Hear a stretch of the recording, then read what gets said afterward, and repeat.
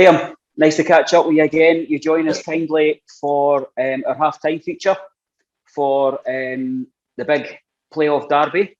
We're recording on Wednesday night, so as we sit here now, 0-0 last night. So the interview will go out at half-time where we could be in deadlock or one team could be pulling ahead. We don't know, so we're going to play it down the line here. But firstly, I want to thank yourself because I know that you've got a lot of kind of dad duties at this time of night. You've also had some family celebrations that you've cut short in order to give us your time. So good to catch up with you again. It's been a wee while, but also thanks for dedicating it.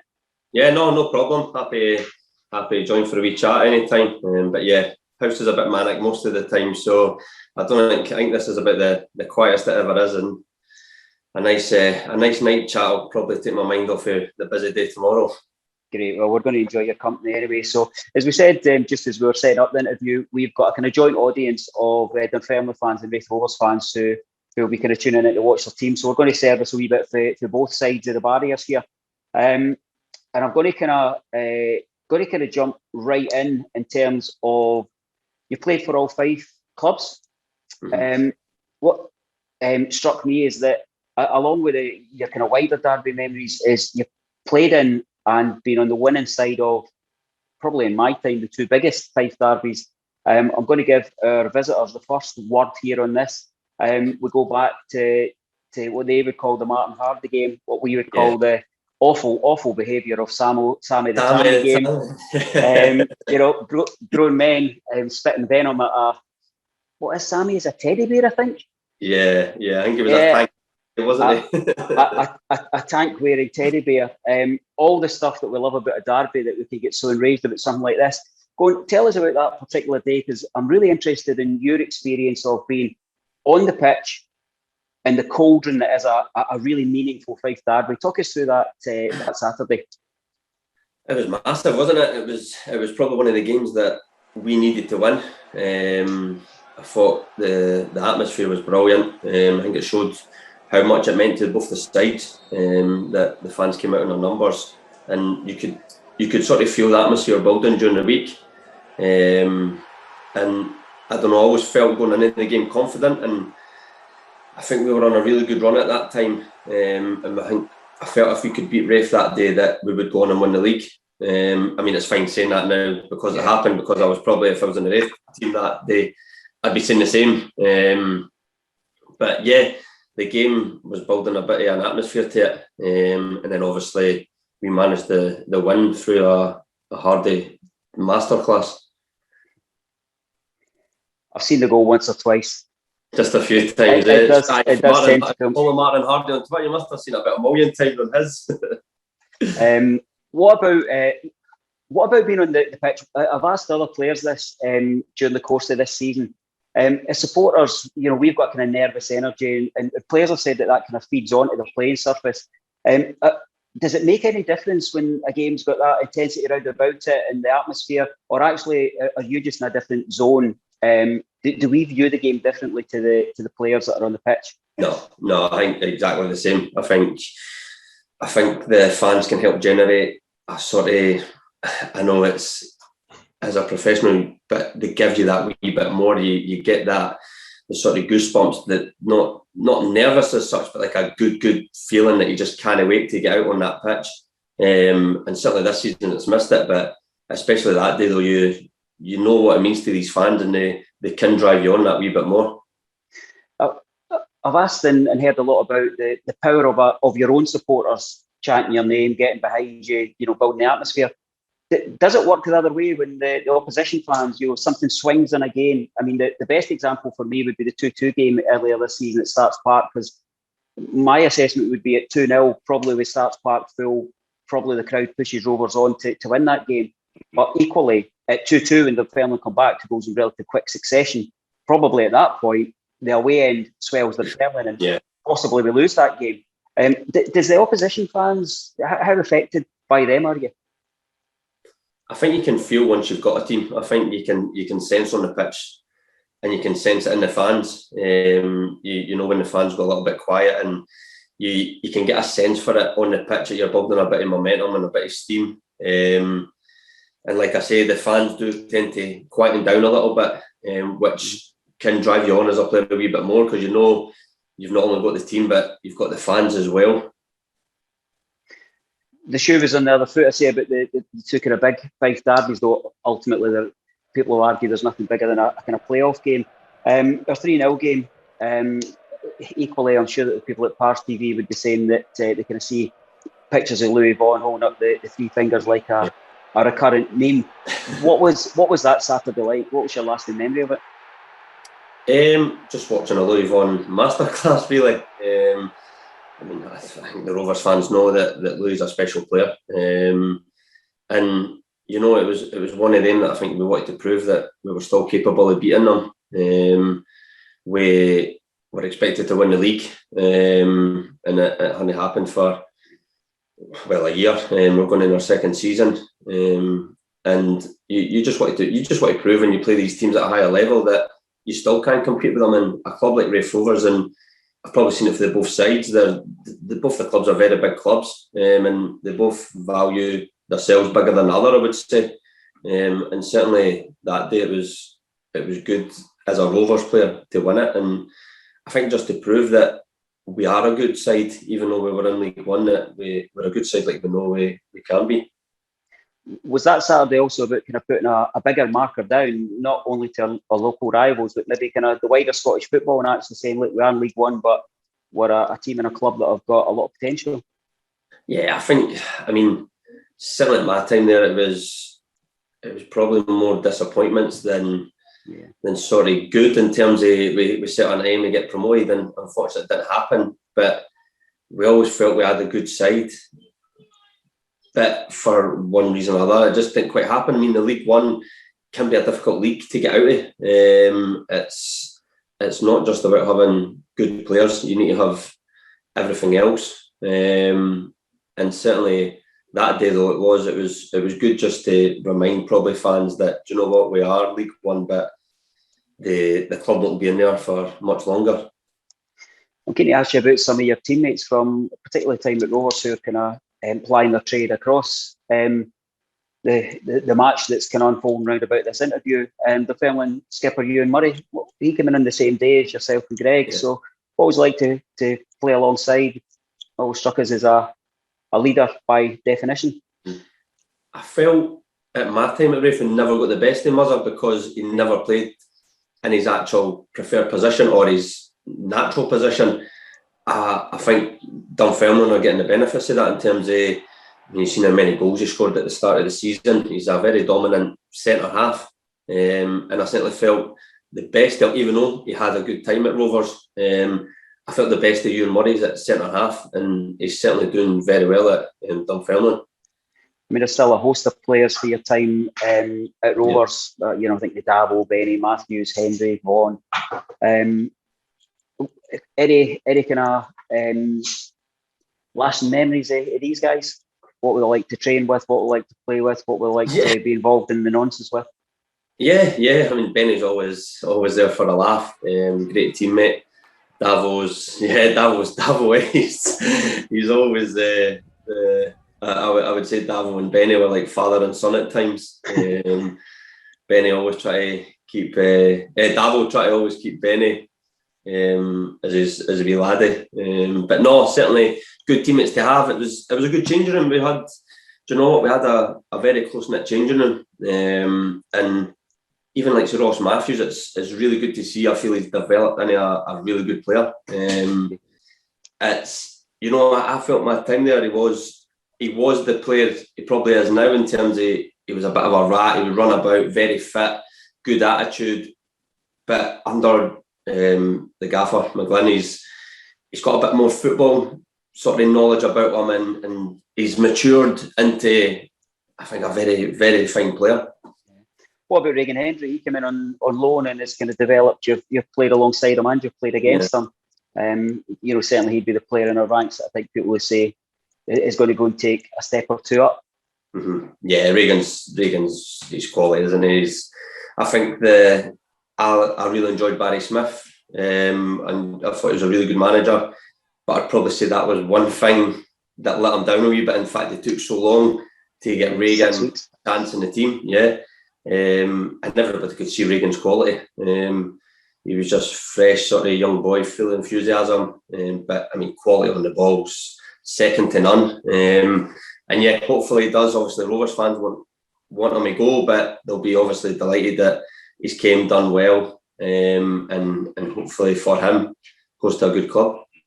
Was it a happy dressing room that you're part of at Raith Rovers? I'm thinking particularly, when you were up at Michael Woodson as such, it seemed a place that was kind of fully laughter and high jinks, and I think Lewis Vaughan tells us about spending days in that kit hamper.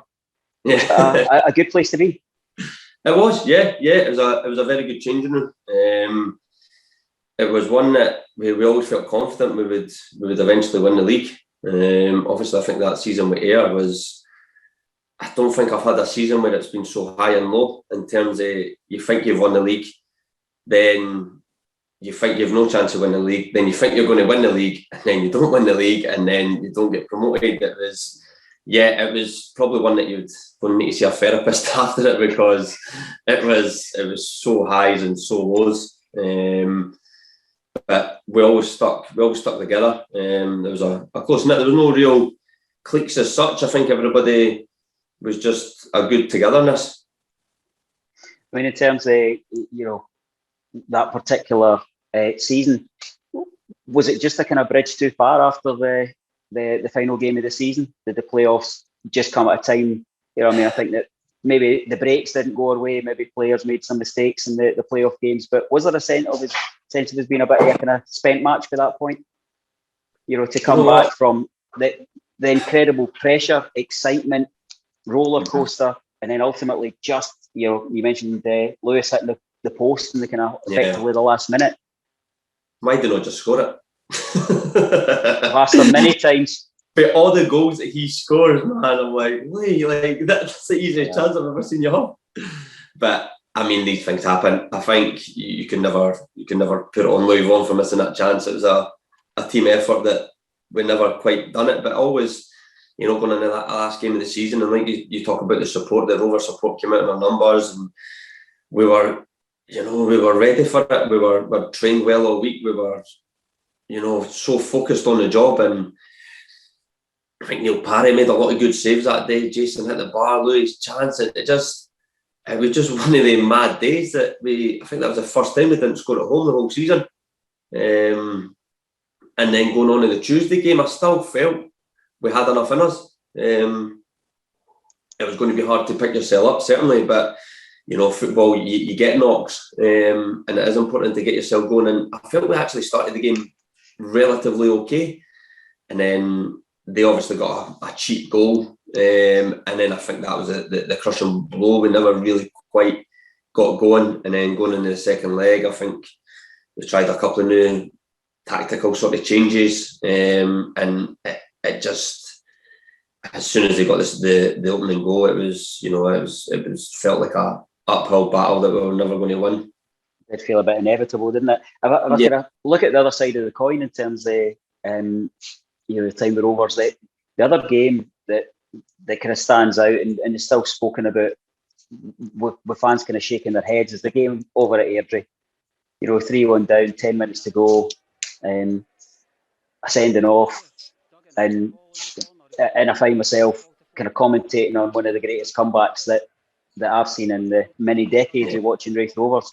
I think I credited you about 5 goals that commentary, that finished 4-3.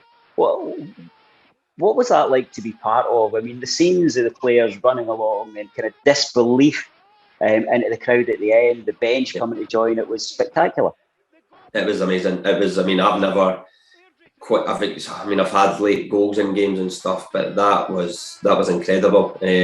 Like you say, 3-1 down to 10 men to come back and win the game 4-3. It was surreal, but it was a momentum of it. Like you talk about fans and stuff. They went a bit silent when we got the second goal, and then all of a sudden you've managed to build up a bit of momentum. Got the third, and you're thinking, God, get the ball forward here again, and it managed to come forward. I think I got the credit for one I never scored because I'm just running about mad celebrating. But yeah, I mean, and that's what you missed this season, isn't it? That you probably never have got that. You never have got that without the fans, and it's just that hysteria that football creates. I regularly still speak with a friend over in Turin who was over visiting at that match. He was kind of in where the supporters were. I saw him at half time. We were commentating for the other side of the pitch, and as I'm heading back over for the second half, I kind of said, you know, your one trip to get to see the boys playing, and we're 3-1 down. It's not going great, but that's football. And he said to me, "It's okay. We'll win 4-3." And he brings it up at every point. Is that just about momentum? Is it just a kind of life force round about football that sometimes is just uncontrollable? You know, Airdrie had put so much into that game, but they looked like they'd lost a Champions League final as the final whistle went. I think as well they had 10 men. Like, I think you take that into account as well, that, you know, it wasn't them that got a man sent off. We have got a man sent off, and I think it maybe rallied us a wee bit. You know, it gives you that wee bit. I think at times with 10 men, the other team can maybe think that's them won the game, and that can be their biggest downfall. And certainly, I think once we got the second, you could feel the sort of nervousness amongst them. And then balls just fell to us. They just fell to us in the box, and, you know, good finishes and a couple of good defending, and yeah, it was amazing. It's just why we love football, isn't it? You've got to have the lows if you don't have the highs. You know. It must, you know, if you're brought up supporting Real Madrid or Manchester City, this must be great. But I find it hard to draw the parallel for the highs and lows that you get in the Scottish game. Yeah. What about? I'm going to ask you a wee bit about the managers, and particularly if I start with Barry Smith. You know, you played with him at Alloa, and he brings yourself, Greg, and we spoke about you earlier. A guy that always treated us with great respect, and actually a fella that I really enjoyed spending time with. What was his training like? What was his management style like? Tell us a wee bit about that. I would say his management was no nonsense. You know, I really liked his training. I enjoyed going to work every day. His training was very good, high intensity. We were fit. And like you say, as a person, he maybe wasn't the most sort of sociable person in terms of when you speak to him, he can be a little bit awkward. But he's a manager. He doesn't have to be your best friend. You know what I mean? He's there to do a job, and respected him immensely. I couldn't fault him in terms of, only maybe when he didn't play me, but I didn't. His management, I felt he was good. He was a good manager, and, you know, he got so involved in it. His training was very good. He prepared for a game very well, and, you know, it just maybe getting us out of that league just was a little bit. We just didn't have the right players, I don't think, in certain areas to sort of achieve what we needed to. And certainly many other teams find that, you know, you go down to the joke about the Seaside League when you go down there, and we'll get to go and look at other grounds, etc. But as you say, it's intensely difficult to get out. You know, when Barry kind of left Raith Rovers, it was John McGlynn who came back in, and obviously remains our manager just now. Strikes me that he's another manager that manages to rally a lot of kind of loyalty in players. And speaking with players, they certainly seem to feel kind of connected to what he's trying to achieve. What are big differences? I mean, he's got a reputation of being absolutely meticulous to forensic levels about preparation. What's that like? Yeah, it's intense. It's intense, to say the least. He's very, you know, goes over absolutely everything. Everything, video day after day. And, you know, as a player, it's a bit much, but it's working. So, you know, how can you really say it's wrong? They're very organised, Raith side now, and, you know, it doesn't happen overnight. They've had to work on it, but definitely he's very high and intense on organisation. But somebody who I would still call Gaffer to this day, in terms of still, you know, have a very good relationship with him. And, you know, every manager's different. You know, for Barry Smith to John McGlynn, they both have different ways of doing it, and none's right or wrong, really. But certainly McGlynn's success has proven that he's getting it right. The other player that kind of, in terms of the Derby fixture, that kind of ties both clubs is Kevin Nisbet. You know, kind of came on the back of, you know, one of these inspired signings that every time a striker gets signed, I get messages of people who go through their entire career stats, goals per game, and either he's welcomed with open arms, or this is why on earth have we signed this guy.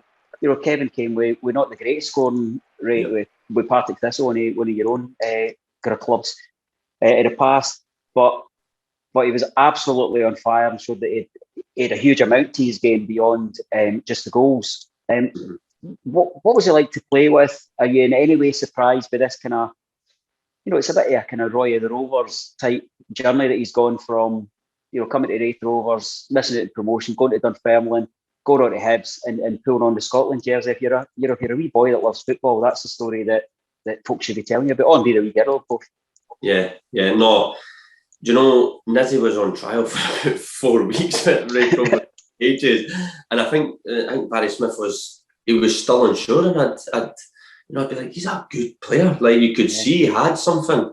My mate played with him at Dumbarton. Dougie played with him at Dumbarton, and he said, Liam, he couldn't score for us. And as a striker, you know, I feel like your confidence is a massive thing. You know, if you know you've got a manager that you're going to play for, in terms of he's going to pick you, you give you a wee lift, and then see if you're scoring goals. And League One probably suited him in that moment in his career, because he probably needed to score the goals he did to say, I'm a player. Do you know what? I am a good player, and have that little bit of belief in him.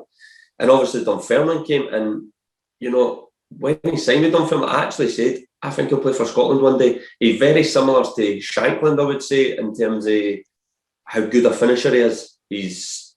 I don't think Nisbet missed a lot of chances, created a lot for himself, big, strong. I felt he had everything he needed.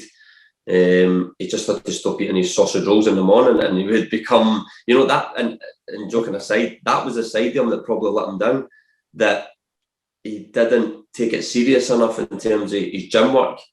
But I think he's kicked on with that, and he looks like he's bulked up, and, you know, he's doing brilliant at Hibs and close to a move to England, which I'm sure will come from.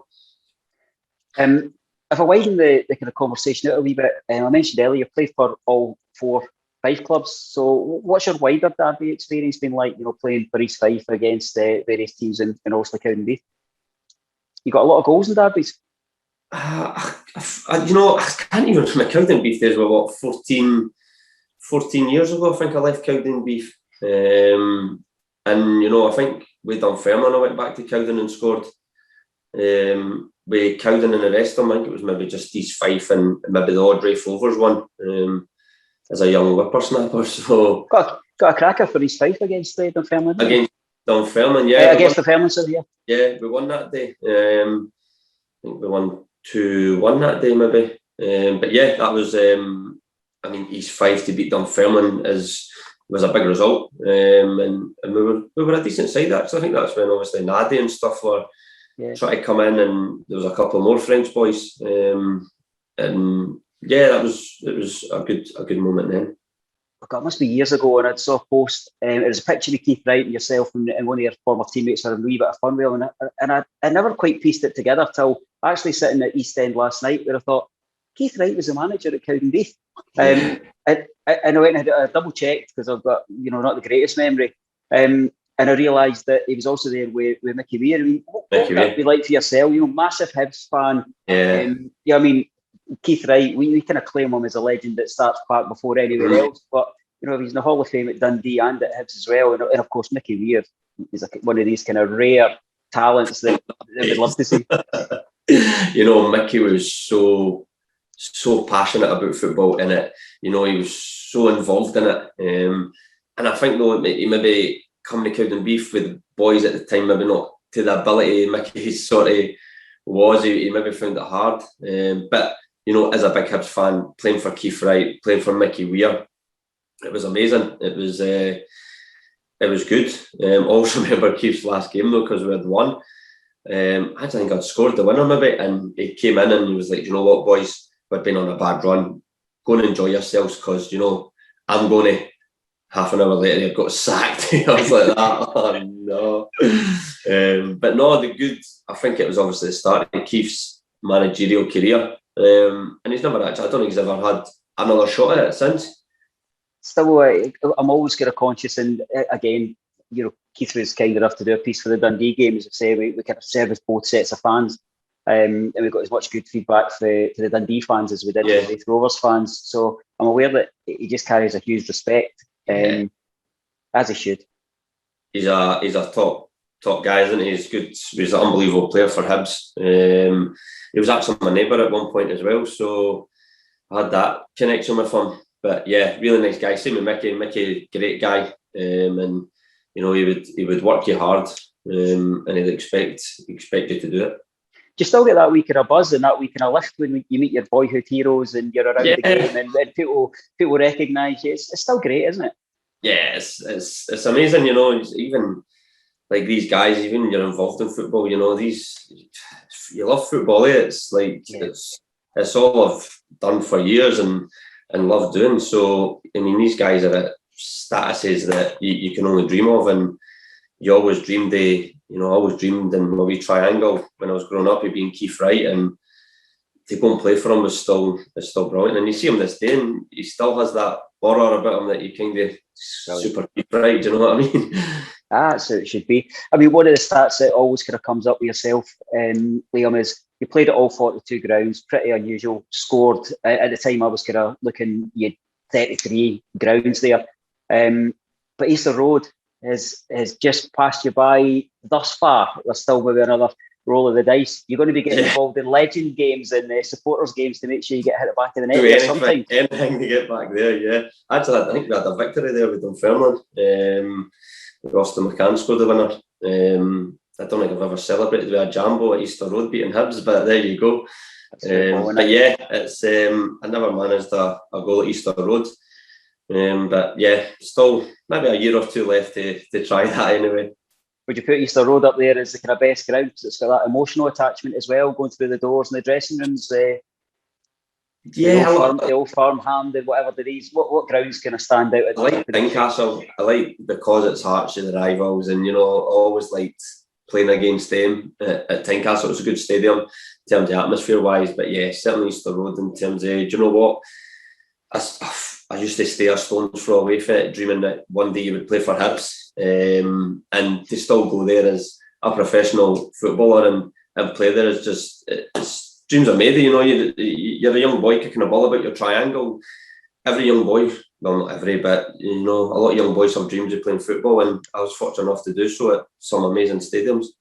One of the questions I've asked quite a number of folks that have done this is if you could relive one game again. Now it could be one of the 5 derbies. It could have been playing at Easter Road for the first time, or indeed it could just be a boys' club game that your family were at. What would be the game in your career that you say I want that day back? Just let me play it one more time. I think there maybe be a few. There was a couple at Alloa when we've drew at Ibrox and scored on both of them. So they were amazing in terms of going to Ibrox, part-time club like Alloa, and getting a draw against Glasgow Rangers was amazing.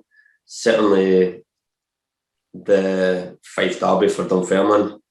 I was more part of that one than the Raith Dunfermline one, so that would probably have sort of a bigger impact on me.